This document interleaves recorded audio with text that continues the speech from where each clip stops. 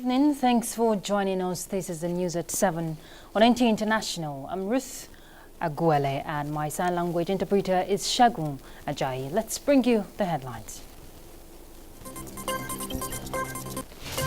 President Buhari pledges Nigeria support to scale up financing for climate change adaptation in Africa. Acting Inspector General of Police tasked on salvaging and protecting dignity of the Nigerian police force as Vice President decorates him. Plus, Rwandans remember victims of 1994 genocide.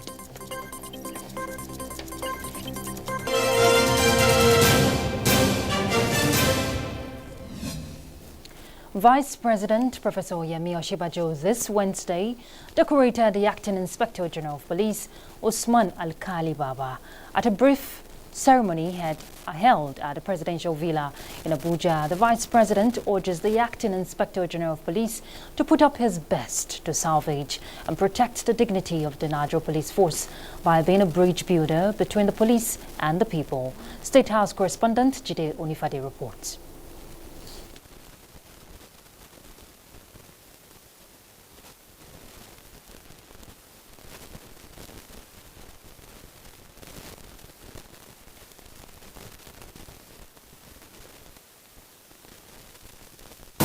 And regain the confidence of the citizenry.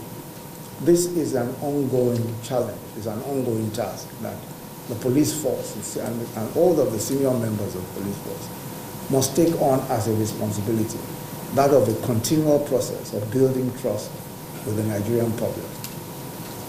One of the ways it can do this is by implementing the community policing policy, which had already taken off, and reconceptualizing policing as a task carried out in partnership with local communities and by officers who are members of these localities. Under your leadership, the force must live up to all of the highest standards for professional conduct and compliance with the rule of law. It must significantly improve the welfare and working conditions of its officers while rapidly scaling up its forensic, logistical and operational capacities to meet today's challenges. You must stamp out the excesses and abuses and the culture of impunity demonstrated by some elements of the force which provoke public outrage against the institution. In a related development, the immediate past Inspector General of Police, Mohammed Adamu, has transferred the symbol of authority to the Acting Inspector General of Police, Usman Alkali Baba.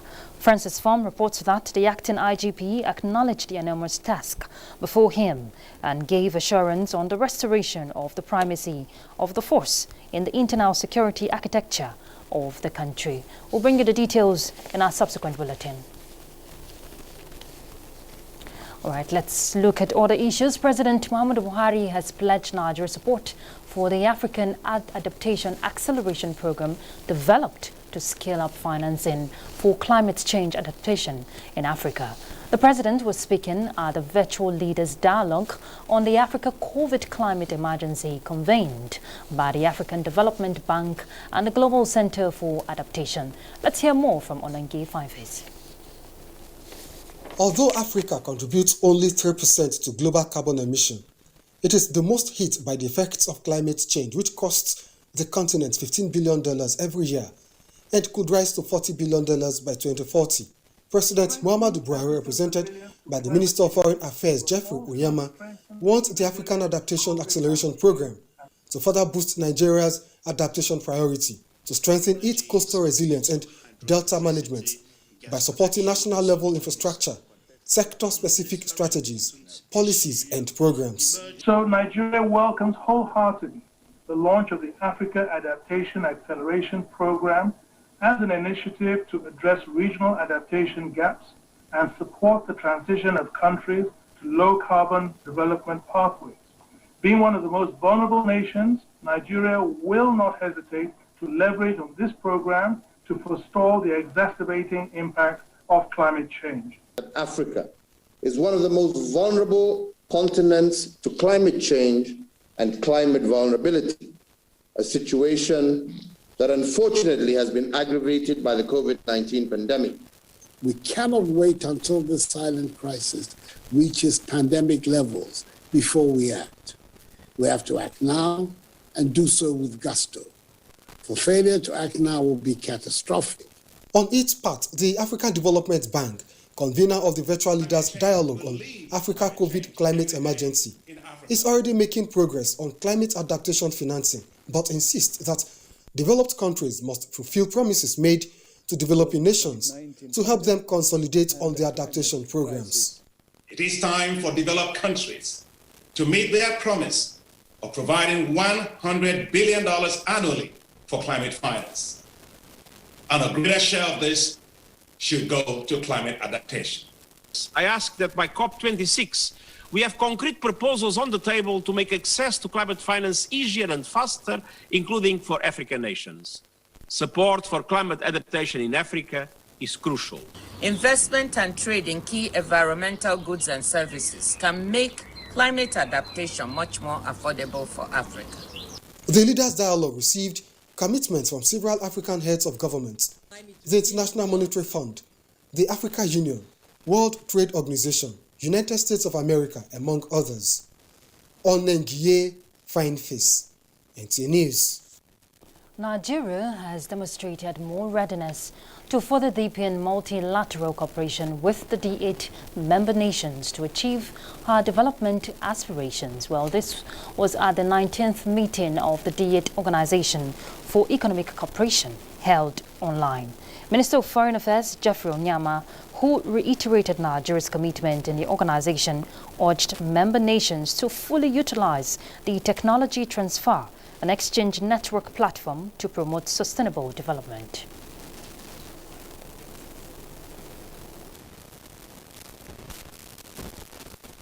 Is another progressive initiative that would undoubtedly assist member states' quest to achieve the sustainable development goals of ending hunger, achieving food security, improving nutrition, and promoting sustainable agriculture. At the meeting, the Minister President Ambassador Isiaka Abdul Kadir Imam as Nigeria's nominee for the post of Secretary General of the organization. D8 is an organization for development cooperation comprising Bangladesh, Egypt, Indonesia, Iran, Malaysia, Nigeria, Pakistan, and Turkey. The objectives of D8 Organization for Economic Cooperation are to improve member states' position in the global economy, diversify and create new opportunities. All right, let's bring you more news on the foreign scene. European Medicines Agency finds possible link between AstraZeneca jab and rare cases of unusual blood clots. And Rwanda remembers victims of the 1994 Tutsi genocide 27 years on. Joyce Ometu is standing by with details.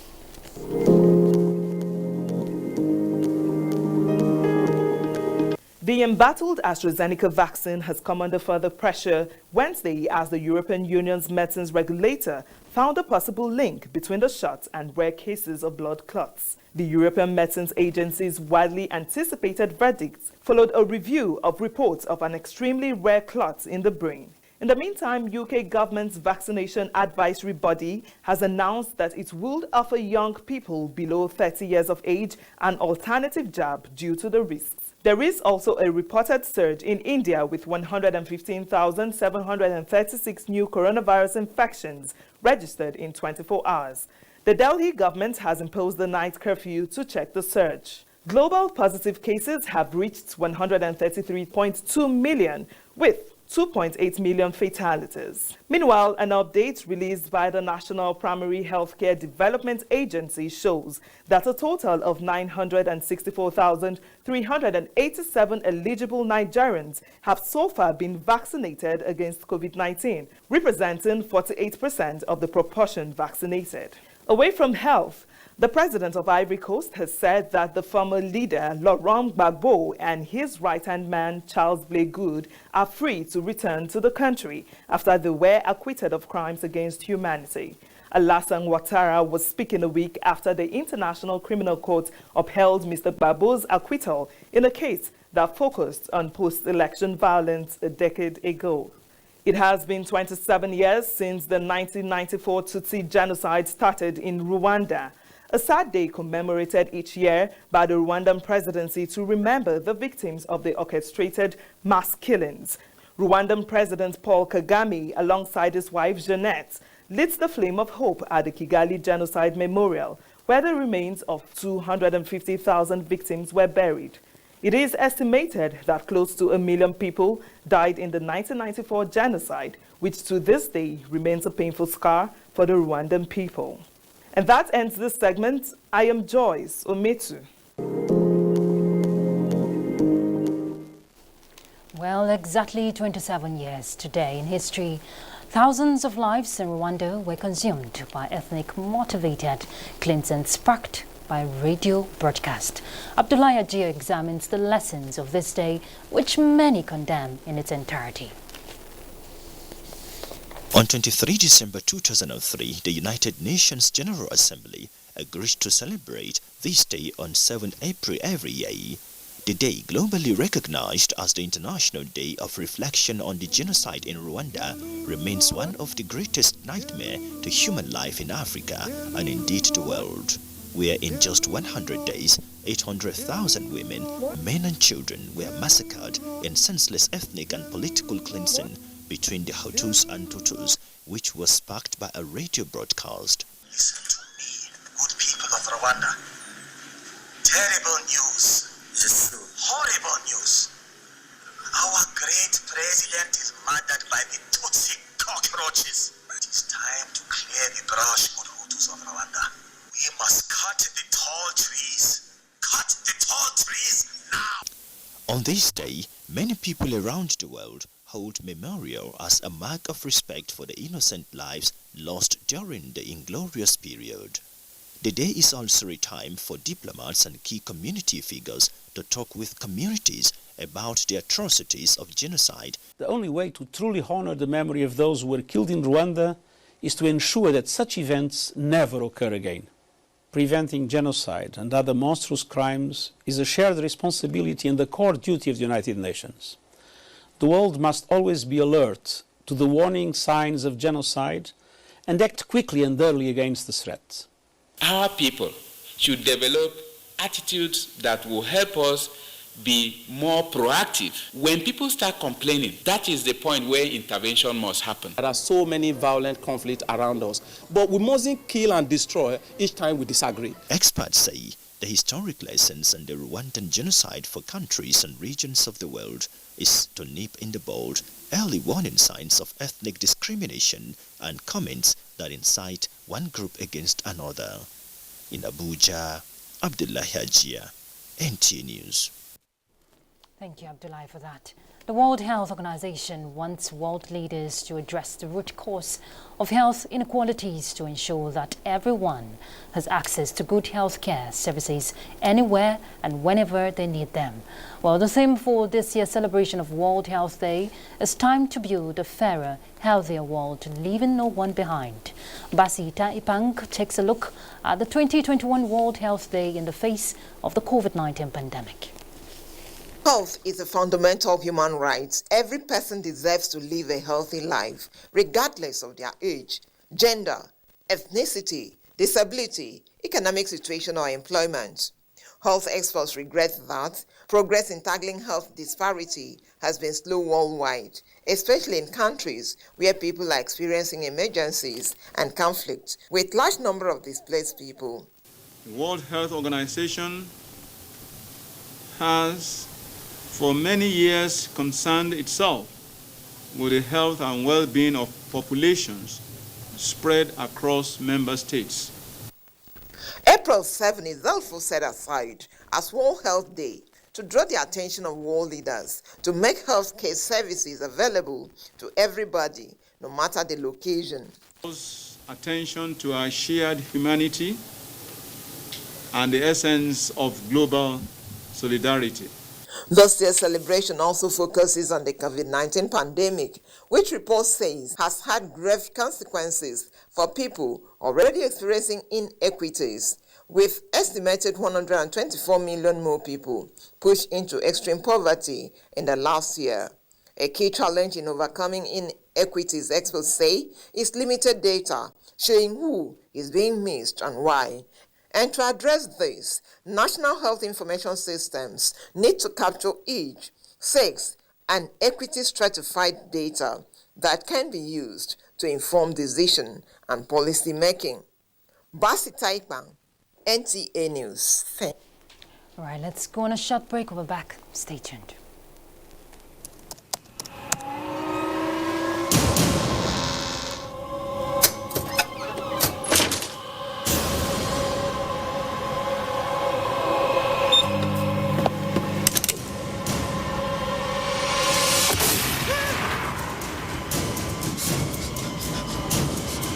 Experience unlimited super-fast internet access from Intel 4G. Intel. Live more. Thanks for being there. Vice President Professor Yemi Osinbajo has applauded the roads rehabilitation projects by the Imo State government, describing it as being in sync with the federal government's policy on achieving safer roads. He made this known at the inauguration of the newly rehabilitated Dick Tiger Road in Owerri. Bright Abuja has details. The 3-kilometer Dick Tiger Road covers over 10 streets and had been in a very deplorable state for close to 20 years. The road therefore attracted the attention of the Imo State government in view of its economic importance. Vice President Yemi Osinbajo, while inaugurating the road, lauded Governor Hope Uzodinma for his determination in repositioning Imo State, noting that there can be no meaningful economic growth without infrastructural development. Anyone who perpetrates violence does not represent the progressive mindedness of the good people of this state and this region. And I call on all of us to come together to resist any attempts to turn progress and peace that this zone is set to experience to conflict and disruption. Governor Hope Uzodinma restates that the vision of his administration is to ensure easy movement of goods and services across the 27 local government areas of the state, as it will boost commercial activities and real estate. We've become the torchbearer of the party, spreading the gospel of development with our sterling performance as a standard bearer. By 2023, when there will be another opportunity for the people to choose a party of their choice, I have no doubt in my mind that the entire people of Southeast would gladly embrace APC. The Dick Tiger Road is one out of the others being constructed across the 27 local government areas of Imo State. In Owerri, Bright Abuja, NTA News. The National Emergency Management Agency says the agency has articulated early warning messages that would be developed in collaboration with stakeholders to take necessary proactive actions required to facilitate risk reduction across the country. Director General of the agency, Air Vice Marshal Mohammed, stated this at an experts technical meeting organized to analyze the 2021 seasonal rainfall prediction. Ilyasu Ali Yakubu reports. Make sure that whatever we discuss here is translated in the classroom, meaning that the 6 centers of disaster risk management and development studies will surely reflect the outcome of what we are doing in the next few weeks.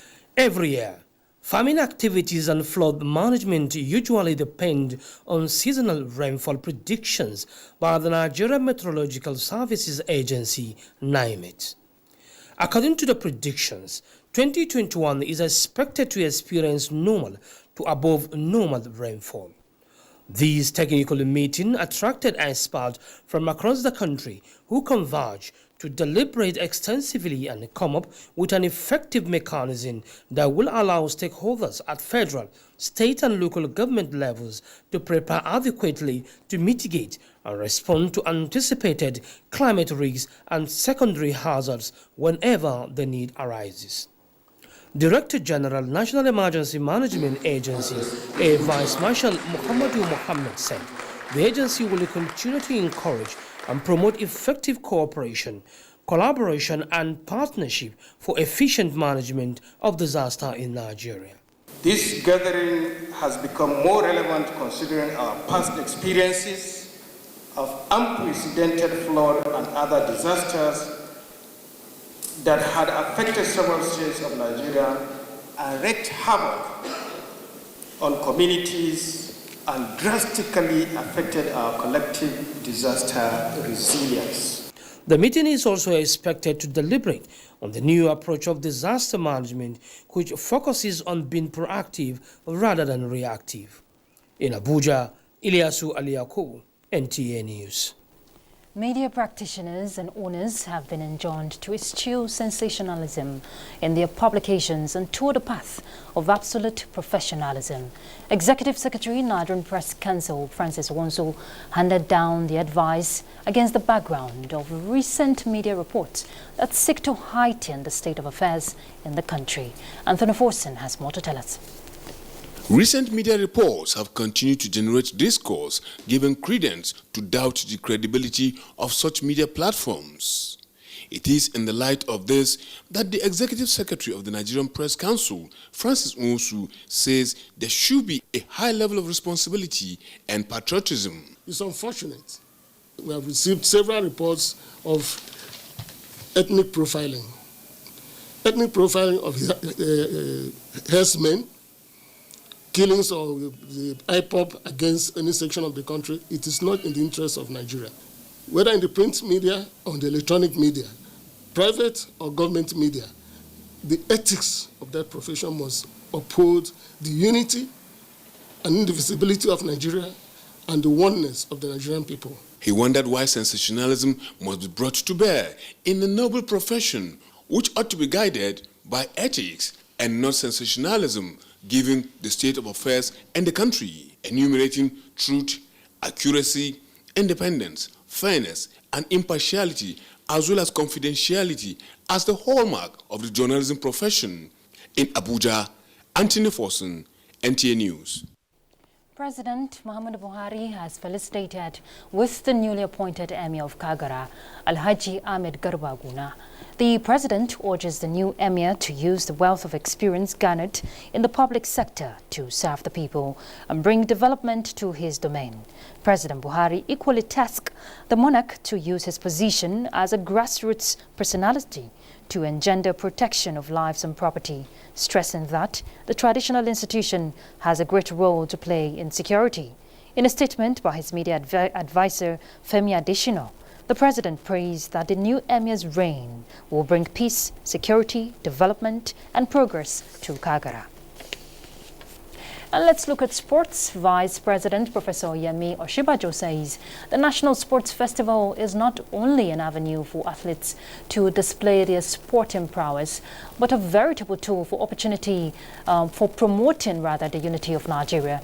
The Vice President stated this while declaring open the 20th edition of the National Sports Festival tagged Edo 2020 in Benin City, the Edo State capital. Elizabeth Omoko reports. The much-awaited 20th National Sports Festival, NSF, finally kicked off with an opening ceremony at the renovated Samagbamuda Stadium, coming after 1 year of postponement due to a coronavirus pandemic and 27 months since the 19th National Sports Festival ended in Abuja.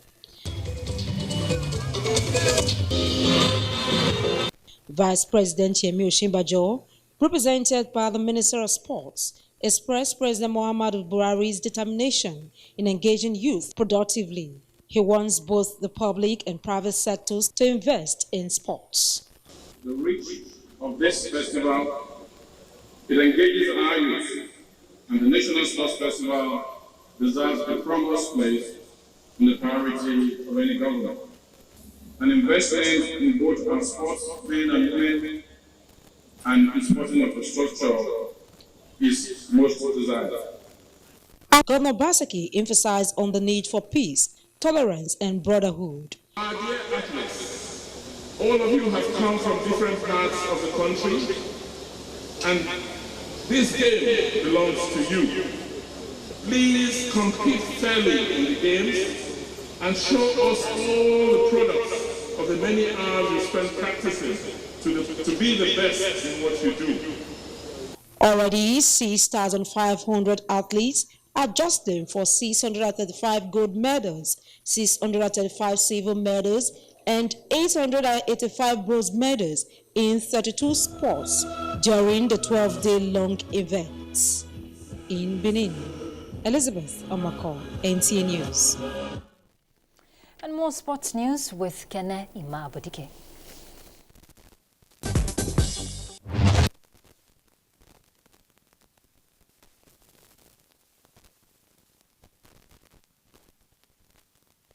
Until the 18th of this month. The league management company says the second transfer window is on presently and will close at the midnight of April 14, imploring all the clubs to use the opportunity to strengthen their teams. The officiating of the matches, both home and away, I tell you, is free and fair. And that's what we want in the league. Because when you have this kind of officiating, definitely you will know the good coaches that are on ground and you will know the good players that are on ground. And now we start to see one of the players playing, you understand, for the Super Eagles. At the end of the first stanza, Kwara United are on top of the standings with 36 points, while Adamawa United remain at the rock bottom with 12 points in 19 games. The need to discover, educate, empower and mentor Nigerian girls through impactful sporting activities and programs was re-echoed as the Association of Former Female Athletes of Nigeria, AFAN, joined the rest of the world to mark International Day of Sport for Development and Peace, which is observed every year on April 6.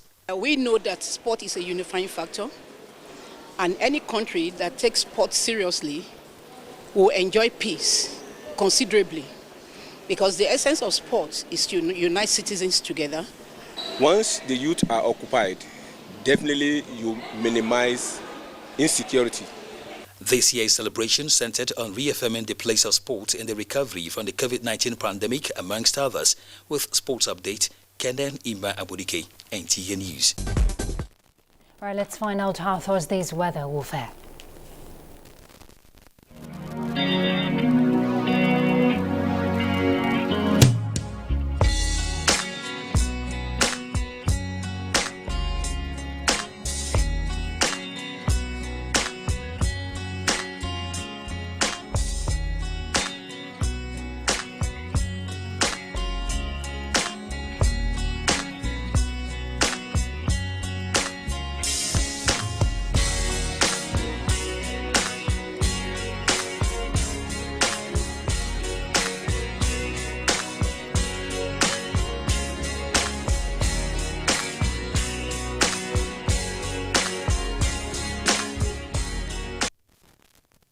A short announcement before we go. Reports just reaching us says federal government is inviting the general public to a scheduled Zoom town hall meeting scheduled to tomorrow, April 8, 2021 at 10 a.m. You can join with the meeting ID that is 833-7048-9228. Passcode 800572. I take that again. The meeting ID is 833-7048-9228. Passcode 800572. All right, that's the news. And do remember that you should stand against rape and rapists by connecting with NTA. I'm Ruth Aguele, and my sign language interpreter is Shegun Ajayi. Bye.